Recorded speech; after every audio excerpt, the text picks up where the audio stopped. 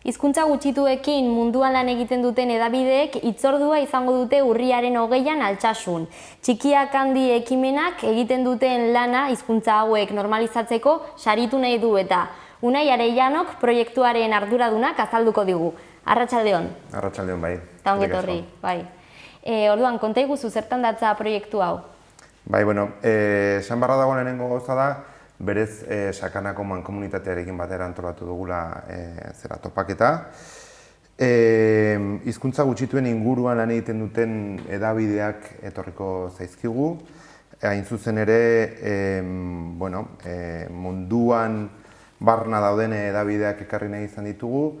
Zergatik munduan barna, ze besteak beste etorriko zaizkigu Europatik bai, baina Mexikotik ere bai. Orduan, hartzen du, ikusten duzuenez, nahiko maila, munduko maila esan genezake, eta horren inguruan arituko gara. Eta hizkuntza asko aldaude munduan hori gutxituak? Hizkuntza asko desente, uste duguna baino gehiago, ez? Batez ere, hizkuntza handiak edo hizkuntza estandarrak dituzten hiztunek batzuetan uste dute beraien hizkuntzak direla nagusi mundu hontan, ez? Edo estatu hizkuntza horiek direla nagusi mundu hontan, eta ez da egia, berez 7.000 inguru hizkuntza daudela diote adituek munduan, eta pentsatu behar dugu horietatik, 7.000 horietatik, bakarrik 400 hizkuntza inguru izango dira 1.000.000 hiztun baino gehiago dituztenak. Beraz, pentsatu behar dugu, hor daudela beste 6.000 eta piko hizkuntza, 1.000.000 hiztun baino gutxiago dituztenak, eta pentsatuz euskarak adibidez 1.000.000 hiztun inguru ditula, hor dago pixkat egin dezakegun kalkulua, ez? Beraz, hizkuntza gutxituak nagusi dira mundu hontan, eta hori ere aldarrikatu nahiko genuke txikiak handi egitasmoaren bitartez. Hori, orduan, hasteko euskara gutxituen artean, baina hori mundu osoan, Mexiko, Europa, eta hizlariak ere aipatu egin duzu, zer gertatzen da hedabideekin? Hori, aldaude, horretarako antolatu duzu topaketa, ez? Bai. Nik uste dut azaldu beharra dagoela ere bai zergatik antolatu dugun hedabideen inguruko topaketa, ez? Egia da, Nafarroa Oinez festaren barruan antolatu dugula hau, txikiak handi egitasmoa berez Nafarroa Oinezeko egitasmoa da, eta jendeak pentsa dezake, zertara dator orain hedabideen inguruan zerbait antolatzea berez hezkuntzarekin erlazioa duen festa baten, ez? Eta arrazoi nagusia da, berez, ikastoletan baditugu hainbat helburu eta horietako bat euskararen normalizazioa da, ez? Guk ez dugu bilatzen bakarrik euskararen irakaskuntza, baizik eta euskararen normalizazioa bizi garen inguru horretan. Eta uste dugu komunikabideek euskararen normalizazioan, eta kasu honetan hizkuntza gutxituen normalizazioan orokorrean, badutela zer esana eta oso importanteak dira, ez? Hemen gaude Xaloa telebistan eta zuek egiten duzuen lana normalizazio horretan oso importantea da, eta batzutan ahaztu egiten zaigun gauza bat da, eta hori uste dute buruan izan beharko genukera batez ere euskararen erabileran eta hizkuntza gutxituen erabileran ari garen honetan, ez? Nola egin aurrera eta bar, komunikabideek duten edo izan dezaketen funtzioa oso importantea da, ez? Eta kezka hau ere, munduko beste puntetan ere dago, ikusi alduzue? Bai. Hizlarien bitartez ikusiko dugu argi eta garbi zemotatako lana egiten ari diren, baina egia da, bai Europa mailan eta bai adibidez Mexikotik datorrena maila hizkuntzan hitz egiten du berak, maila kulturaren aktivista da bera, ez? Eta ez bakarrik Europan, adibidez, Amerikako jatorrizko hizkuntzen artean, gero eta gehiago ari dira komunikabideak eta zabaltzen, irekitzen, horren inguruan lan egiten, beraiek badakitelako, beraien jendearengana hurbiltzeko bide egokia eta bide azkarra askotan komunikabidea direlako, ez? Eta horretan lan handia egin dute azken urteotan behintzat. Azkenean, hizkuntza horietan bizi diren pertsonek aurkitzen dutena hedabideetan, bizimodu horrekin jarraitzeko beste aukera bat, ez? Baina ere hizlari berriak sortzeko aukera hor dago, ez? Bai, hizlari berriak, erreferente berriak, pentsatu behar dugu baita ere, hizkuntza gutxitu behintzat batzuk, oraindikan normalizaziotik nahiko urrun daudela, eta orduan komunikabideek behintzat hizkuntzaren estandarizazioaren alor horretan egin dezaketen lan oso importantea da, ez? Pixkate hizkuntza normalizatzeko, eredu onak emateko, eta bar. Zorionez euskararen kasuan horretan ja urteak daramatzago eta esan genezakeen ez eta normalizazioaren bidean egon oraindik nahiko normalizatuak gaudela, behintzat hizkuntzaren estandarizazioaren zera horretan, baina beste hizkuntza gutxitako kasuan ez da horrela eta hor komunikabideek egin dezaketen lana oso importantea da. Eta orain arte, esan duzu izango direla topaketan Mexikotik, Europatik, zehatz-mehatz nondik? Bai.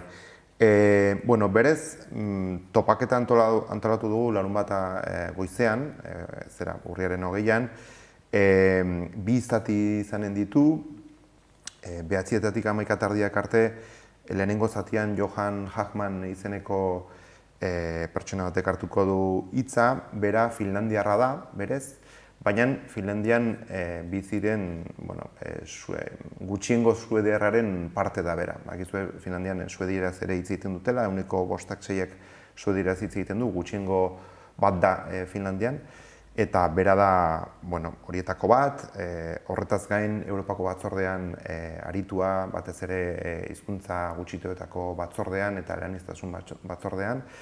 Nafarroa ezagutzen du, nahiko ongi, berak egin du orain dela gutxi hizkuntza gutxituen inguruko dokumental bat, Europa mailakoa, eta berak hitz egingo diogu batez ere, Europan dauden komunikabideen egoerari buruz eta pixkat horren inguruko informazio orokorra emango digu Johan Hagmanek. Bestalde, goizaren lehenengo zati horretan Euskal Herritik ere izanen ditugu hizlariak eta horretarako gonbidatu ditugu Idurre Eskizabel eta Juan Cruz Lakasta. Idurre Eskizabel, menagian aski ezaguna, kazetaria, antropologoa, Euskal Herria Unibertsitateko irakaslea bera,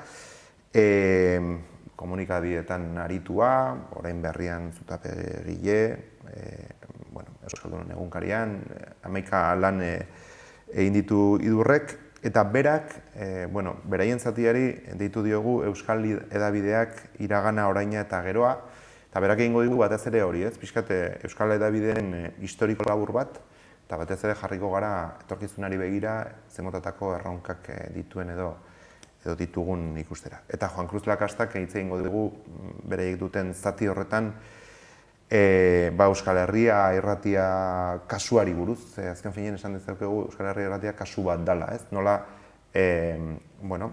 gutxitua izan den hizkuntza batean eta gutxitua izan den irrati batek iraun dezaken 30 urtetan, ez? Orain 30 urte egin dituzte. Eta, pixkate esperientzia hori kontatzera. Nola Euskal komunitatean, Iruñerrieko Euskal komunitatean erreferente izatera iristen den komunikabide hori, ez? Zorionez orain beste erreferente batzuk ere baditugu, Xarba telebista bat da horietako bat, ez? Baina, 30 urte hauetan Euskal Herria irratia uste dute oso paper importantea izan dela, ez? Eta zergatik da garrantzitsua horrelako hizkuntza gutxituak babestea? Garrantzitsua gure kasuan, gure bizitza dalako, Euskararen kasuan izango litzateke Euskal Herria Euskarrik gabe, ez? Baina horretaz gain, gu ikastoletatik etorrita lehen aipatu dut. Iruditzen zaigu oso importantea dela ez bakarrik hizkuntzak babestea hezkuntza munduan, baizik eta hezkuntzak babestea euskaraz bizitzeko, ez? Horretarako nahia badugu, eskubidea ere bai, eta horretan oraindikan ere hezkuntzatik at dagoen mundu zabal horretan oraindikan gauza asko daude egiteke, ez? Eta komunikabide mundua oso mundu interesgarria izan daiteke pixkat horretan ere gehiago sakontzeko, eta beste batzuk ere egon daitezke, ez? Baina batez ere hizkuntza gutxituak babestu esaten dugunean beti hezkuntza mundua dugu buruan, eta batez ere erabilerari dagokionez gero eta gehiago pentsatu beharko genuke hezkuntza mundua bai, baina horretaz gain ere badirela beste mundu batzuk babestu beharrekoak, ez? Bai, azkenean bizimodu bat da, orduan horrek daukan guztiarekin, ez? Elementu asko ditu bizitzak eta orduan honi dagokionez da lehendabiziko aldia horrelako ekimen bat sortzen duzuena.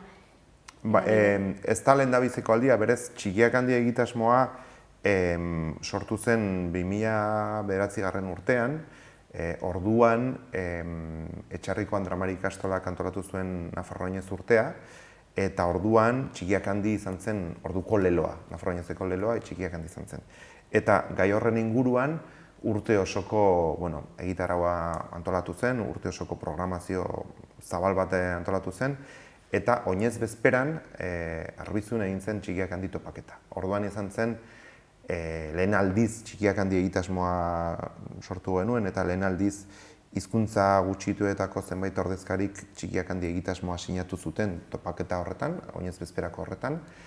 Eta orduz geroztik erabaki genuen Txikiak Handi egitasmoa nolabait ere iraunkorra bihurtzea Nafarroainez guztitan, ez? Orduan ja 9 urte pasa dira, eta aurten berriro ere ausartu gara oinez bezperan topaketa hau antolatzera, ez? Por cierto, bakarrik esan dut lehenengo zatiaren egitaragoa, nahi baduzu gero bigarren zatiarekin arituko gara. Bai, jarraitu nahi baldin baduzu. Ez, eta, egitaragoarekin bukatzeko, hasierakoa da pixkat kokatze zera hori, eta bigarren zatian eredu on batzuk edo ekarri nahi izan ditugu. Mexikotik lehen esan dudan bezala, Jasmin Nobelo izeneko pertsona aktivista, abeslaria bera, maia hizkuntzan eta kulturan oso mugitua, ezaguna han Yucatango penintsulan, eta berak du Radio Yuyum izeneko irrati bat, berak esataria da irrati horretan, eta Radio Yuyum izeneko irrati horren esperientzia kontatuko digu berak, besteak bestez, gauza asko ditu kontatzeko. Galesetik ere badugu hizlaria, Galesetik Elinhaf Gruffith Jones etorriko zaigu. Hau ere Nafarroanik esango nuke ezaguna dela, Nafarroa ezagutzen du. Bera Mercator izeneko institutuko zuzendaria da, Galeseko unibertsitate bateko irakaslea ere bai, eta berak kontatuko digu zehazki Galesen momentu honetan komunikabideen inguruan egiten ari den lana. Eta azkenik Irlandatik ahoskatzeko ere oso zaila den beste izen bat, Ronan McInoware, bera da RTE da Irlandako irrati telebista kate publikoko zuzendaria da bera, ez zuzendari nagusia, baizik eta galeseraz emititzen den programazioaren zuzendaria da bera. Eta berak kontatuko dugu pixkat beraien esperientzia, Irlandako esperientzia ere berezia da, esate baterako Gales eta Euskal Herria nahiko antzekoak diren bezala bai hiztun kopuruaren aldetik, bai bertan bizi diren biztanleen aldetik eta bar, Irlandako kasu ezberdina da, ez ezagunagoa igual, eta iruditzen zaigu Ronanek ere badutela gauza asko kontatzeko. Ezberdina ze zentzutan, nola? Bai, Galesen kasua berezia da, Galesen 3 milioi biztanle daude, gutxi gora bera Euskal Herrian bezala, hiztunen aldetik gutxi gora bera 20%, 30% egiten du galeseraz, gutxi gora bera Euskal Herrian bezala, eta hizkuntzak duen estatusari dagokionez, nahiko egoera antzekoan egon daitezke Galesen eta Euskal Herrian, eta soziolinguistika munduan askotan paralelismo hori egiten da ez, Gales eta Euskal Herriaren artean. Baina Irlandaren kasuan, nahiz eta estatusaren aldetik, hizkuntzaren estatusaren aldetik antzekoa izan, zoria txarrez edo beraien zori txarrerako bertan ematen den erabilera ez da hain altua, hizkuntzak duen egoera, bueno, antzekoa izan arren, nahiko urrun dago gure errealitatetik, baina hala eta guztiz ere, ikusiko dugun bezala, gero eta ekimen gehiago daude pixkate horri buelta emateko, ez? Eta komunikabideetan ere, nik esango nuke gero eta garrantzi gehiago hartzen ari dela beraien hizkuntza, ez? Eta, bueno, zentzu horretan interesgarria da, pixkate urrunetik dauden errealitate horiek ere ezagutzea eta ikustea horretan ere ari direla, ez? Eta horrelako topaketek ere indarra eman dezakete azkenean hori ez gaudela bakarrik badaudela gure antzeko egoeran dauden beste leku batzuk, ez? Bai, zalantzarik gabe. Guk zerbait ikusi badugu, txikiak handi egitasmoan hasi ginenetik zerbait ikusi badugu da, oso aberatsa dela gure arteko elkarlan hori, ze gauza asko ditugu komunean eta bata bestearekin ikasteko, eta bestetik, eta hori ere importantea da, ez? Hemen Euskal Herrian, Euskararen biziberritzean izan dugun prozesu hau, hizkuntza gutxitu askorendako, Europa mailan eta mundu mailan referente da, eta izan da, ez? Eta askotan, bueno, hemen autoflagelazioan erortzen garenean, ez? Komeni da, agian burua ateratzea eta esatea, bueno, gu bagara norbait, ez? Gure hizkuntzaren bizi berritze prozesu horretan aitzindari izan gara Europa mailan eta jarraitzen dugu izaten, eta oraindik lan handia dugu egiteko, baina bueno, baditugu hainbat gauza erakusteko eta besteekin konpartitzeko, ez? Esate baterako, Mexikotik dator Jasmin Nobelo, eta hori ere esan beharra dago, bera dator Garabide elkartearen eskutik.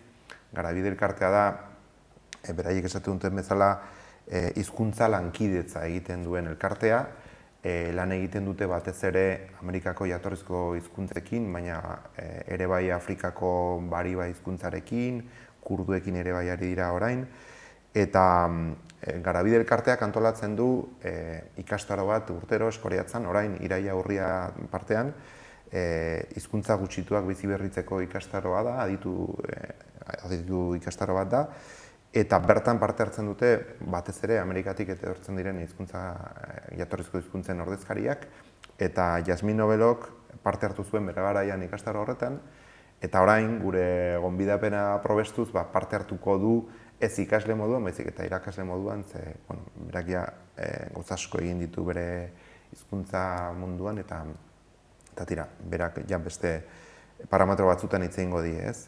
Esan nahi duena da, guk badugula zerbait erakusteko bestei, eta, bueno, besteek guri ere bai, ez? Orduan, bueno, nik uste hori ere aberatsa dela. Izan ere, Garabideri dagokionez ere, komunikabideekin zer ikusia duela, dokumentalak dituzte honen inguruan, Beltzean Mintzo eta... Bai. Orain dela, ez dakit, nik esango nuke 4 urte edo, Beltzean Mintzo dokumentala egin zuten, pixkat hori kontatzen zuten, ez? Amerikako jatorrizko hizkuntzen inguruan zer egiten ari diren eta nola daude momentu honetan. Eta nik uste dut, bueno, beti hemen Europan badugu oso ikuspegi murritza zentzu horretan, ez? Eta hango egoera ezagutzea eta han nola bizi duten beraien hizkuntza, beraien arbasoen kultura eta bar, nik uste dut oso aberasgarria dela, ez? Eta zentzu horretan, iruditzen zaite, topaketan ere Jasmin Nobelok parte hartzea oso importantea dela, ze, bueno, murgilduko gara batez ere Europan, baina ikusiko dugu baita ere, itsasoaren bestaldean beste ikuspegi bat ere badutela, eta ezberdina izateagatik hala eta guztiz ere oso aberatsa eta oso egokia, ez? Eta, ekimenarekin 2009 urtean hasi zinetela esan duzu, eta beti komunikabideen inguruan izan alda? Ez, komunikabideen inguruan egiten dugun lehenengo topaketa edo hau izan da, eta izan ere, aurten adibidez, 2 gauzetan aritu gara, bat da hau, eta bestea da unitate didaktiko bat sortu dugu, por cierto, txikiakandi.eus webgunean ikusgai dagoena, edabideen topaketarena bezala. Unitate didaktikoa sortu dugu, eta momentu honetan ari dira, Altsasuko Inigo Aritza ikastolako ikasleak, Valentziako ikastetxe bateko ikasleekin batera, soziolinguistikaren inguruan lan bat egiten, unitate didaktiko horren bitartez. Bakoitzak hartuko du bere hizkuntza eta egin behar dutena da hizkuntzaren inguruko hausnarketa bat. Oinarria izan da, eta hori ere esan beharra dago, Tribuaren Berbak programa, Kike Amonarrizek egindako Tribuaren Berbak programa Euskal Telebistan. Hortikan zatitxo bat hartu dugu beraien baimenarekin gure unitate didaktikoa moldatzeko, itzuli dugu baita ere Valentzieraz, beraiek hori ikusi ahal izateko, eta oso esperientzia polita izaten ari da. Bukatuko dute justo unitatearekin oineza baino lehen, eta orduan, oineza egunean horren berri ere emanen dugu. Hemen ere Iberiar Penintsulan, Valentziera edo Asturianoa bezalako hizkuntzak ere azkenean ofizialtasunarekin oraindik okerrago daude gurekin konparatuz. Bai, denetarik dago, ez? Adibidez, Valentziaren kasuan, baten batek pentsa dezake, Valentziera, katalana, beraiek badute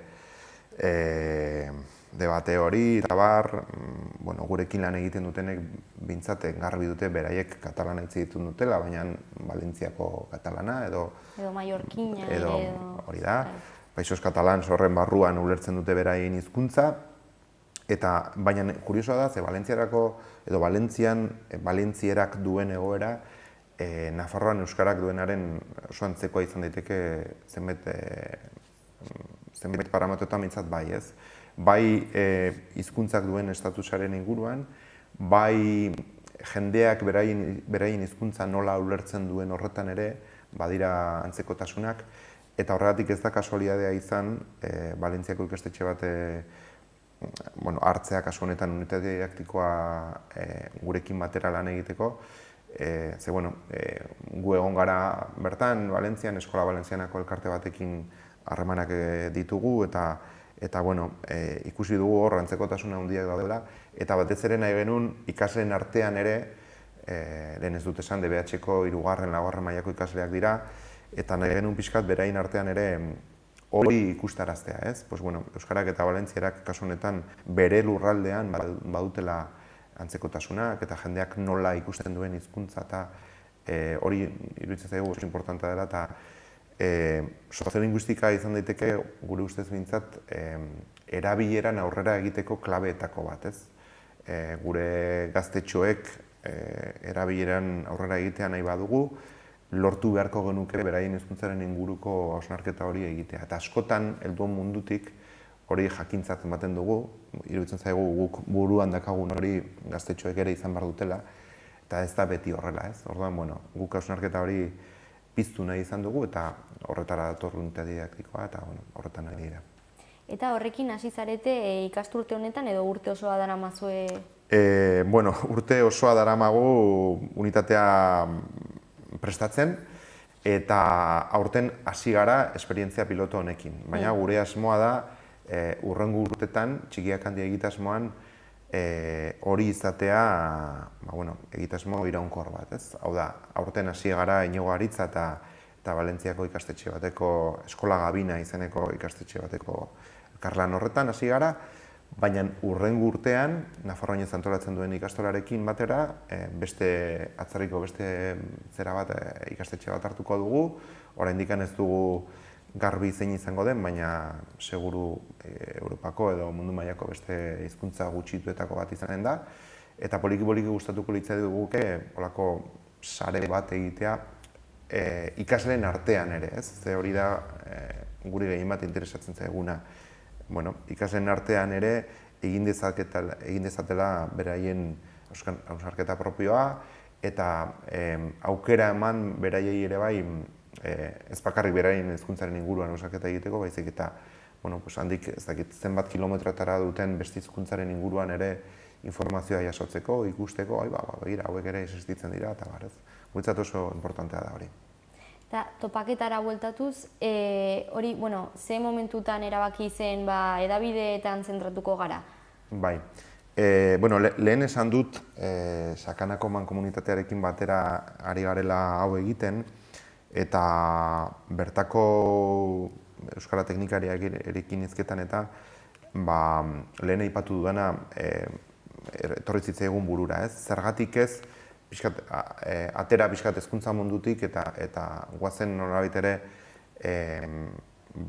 hizkuntzari normalizazioa errazten dion eremu batera, ez? Eta, bueno, bururatu zitzaigun eremu horietako bat dudarik gabe komunikabideak zirela eta direla, eta orduan, hortik tiratu genuen eta bururatu zitzaigun, kasu honetan hizkuntza gutxituetako hedabideen topaketa egin behar genula, zentzu horrekin, ez? Beraik dira normalizazioaren bide horretan erramenta oso potentea eta oso baliotsua, eta goazen horren inguruan gogoeta egitera, eta goazen ikustera beste lurraldetan ere zertan ari diren, eta zer nolako eragina duen beraien hizkuntzen normalizazioan. Eta nolakoa izan da prestaketa beraien aldetik, hasieratik baiezkoa edo? Bai, prestaketa, badakizu gaur egun interneten gauzak batzuetan errazago direla eta horri esker komunikazioa erraza izan da eta egia esan hasieratik beraiek oso pozik hona etortzeko, batzuek ezagutzen dute Euskal Herria, ezagutzen dute Nafarroa, beste batzuek ez, eta orduan, lehen esan dudan bezala, hizkuntza gutxituen munduan aritzen diren ez bakarrik adituendako, baizik eta biztunendako Euskal Herria ezaguna da, eta Euskararen kasua ere ezaguna da, orduan Euskal Herritik olako gonbidapen bat jasotzea beraientzat gauza pozgarria da, eta pozik etortzen dira, eta gainera prestatu diegu ez bakarrik larunbat horretarako egitaragoa, baizik eta 3-4 egunetan egongo direnez gurekin, nolabaiteko egitaragoa prestatu diegu eta pozik datoz hau ezagutzera. Eta norentzat dago pentsatuta jardunaldia? Jardunaldia irekia da, eta hori ere argitu behar den gauza bat da, ez? Badirudi komunikabideen inguruan arituko garenez izan behar dela oso entzule aditua, eta ez berez topaketa irekia da edozeinen dako, hizkuntza gutxituen inguruan eta komunikabideen inguruan zerbait gehiago ikasi nahi duenaren dako oso egokia. Izena emateko txikiakandi.eus webgunean badute aukera izena emateko. Izena eman gabe ere egun horretan etorri nahi badu jendeak ongi etorria, baina izena ematerekin kontrolatu nahi egun hemen pixka eta zenbat bilduko garen. Eta berez, irekia edozein pertsonen dako. Iruditzen zaigu, gainera etorriko direnak bai hizkuntza gutxituetan eta bai komunikabideen inguruan asko dutela esateko, eta beraz, oso interesgarria izanen dela iruditzen zaigu bai. Orduan, hori egun osoko programa, eta noiz hasiko da urriaren 20an, ze ordutan? Bai, goiz osoko programa izanen da, 9:30 hasita eta ordu biak arte. Hor tartean kafe hartzeko aukera izanen dugu, lehen esan bezala, lehenengo zatian 3 hizlari izanen ditugu, eta bigarren zatian beste 3 hizlari, eta gero, aukera emango genioke ere bai, bertan hurbilduko direnei, galderak egiteko, eta hor, debate pixkat irekitzeko, ze iruditzen zaigu, aukera eman dezakela ere bai, hemendikan ere, etorriko diren horiek beraien iritzia emateko, eta bar. Eztabaida sortzeko. Bai.